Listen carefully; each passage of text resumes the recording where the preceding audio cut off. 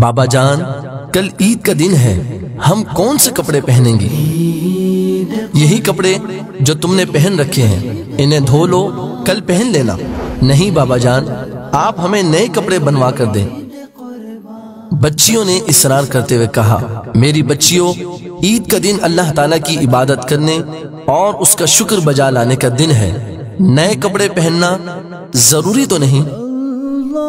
بابا جان آپ ٹھیک کہتے ہیں، مگر ہماری سہیلیاں ہمارا مذاق اڑائیں گی کہ عید کے روز بھی وہی پرانے کپڑے پہن رکھے ہیں۔ یہ کہتے ہوئے بچیوں کی آنکھوں میں آنسو آ گئے۔ بچیوں کی باتیں سن کر دل بھر آیا۔ خزانچی کو بلا کر فرمایا، مجھے میری 1 ماہ کی تنخواہ پیشگی لا دو۔ خزانچی نے عرض کی، حضور کیا آپ کو یقین ہے کہ آپ 1 ماہ تک زندہ رہیں گے؟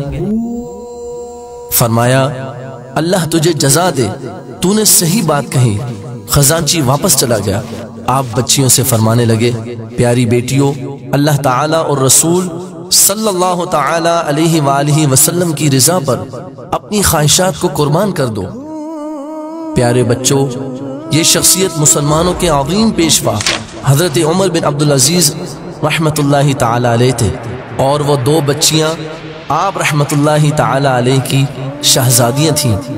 یاد رکھیے کہ والدین ہمیشہ اپنے بچوں کی درست خواہشات کو پورا کرنا چاہتے ہیں، لیکن پھر بھی کسی مجبوری کی وجہ سے اگر وہ آپ کی کسی خواہش کو پورا نہ کر پا رہے ہوں تو غصہ نہ کیجیے، بلکہ آپ بھی ان کی بات کا احترام کرتے ہوئے اپنی خواہش کو ان کی بات پر قربان کر دیجیے، اور والدین کو خوش کر کے اللہ تعالیٰ سے ثواب حاصل کیجیے۔